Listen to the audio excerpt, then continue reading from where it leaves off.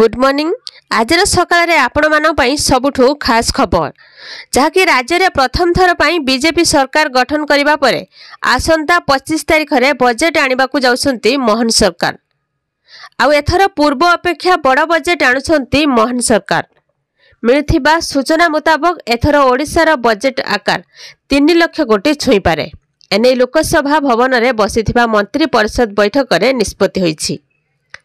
तेबे आसंतु देखा कौन रही संपूर्ण खबर। वीडियो को लाइक करंतु, चैनल को सब्सक्राइब करी पाखरे आसुवा बेल आइकन क्लिक करी ऑल सिलेक्ट करनियंतु। तेबे पूर्णांग बजेट चिठा प्रस्ताव उपरे मोहर बाजिथिबा नै सूचना मिलिछि, जहाँकि आसंता 22 तारीख रु विधानसभा अधिवेशन आरंभ हेबाकू जाउछि।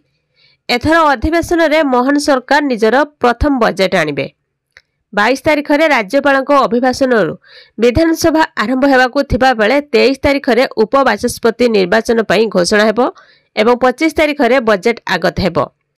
तेबे अर्थ विभाग को मुख्यमंत्री मोहन चरण माझी निज पाखरे रखिथिबारु से निजे बजेट आगत करिवे। आउ नेक्स्ट खबरटी होछि एसएचजी सदस्य मानक पई गठन हेबो स्वतंत्र पांठी। मुख्यमंत्री रिलीफ पांठी भली कार्य करिवो एही स्वतंत्र फंड। कौनसी एसएचजी सदस्य रोगग्रस्त दुर्घटनार शिकार हेले किबा मृत्यु मुखरे पड़िले एही पांठिरु सेमानकु आर्थिक सहायता दियाजिबो। एथिलागि राज्य बजेट रु अर्थ व्यवहार कराजिबो। सेहि भली एसएचजी महिला को राज्य स्तर रे नेतृत्व देबा पई राज्य स्तरीय एसएचजी फेडरेशन गठन हेबो। राज्य स्तर रे विभिन्न योजनार किभली अधिक काम करि हेबो सेनै काम करिवो फेडरेशन। 8 वर्ष रे एसएचजी को ऋण सहायता 19 गुणा वृद्धि होइछि। एसएचजी को ऋण सहायता 2014 रु 2015 रे 500 कोटी टंका रु बढ़ी 2022-2024 रे 12,000 कोटी टंका रे पहुंची।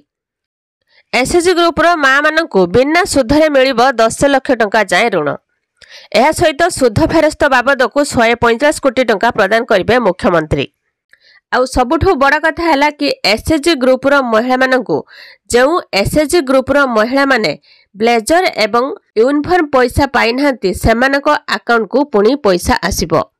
आपण माने ब्लेजर पैसा एवं यूनिफॉर्म पैसा पाइछंती कि नहीं कमेंट बॉक्स रे कमेंट करके जणेबे। आउ आपनक ग्रुप रो ना कोन केउ जिल्ला रो वीडियो टी देखुछंती कमेंट माध्यम रे जणेबे।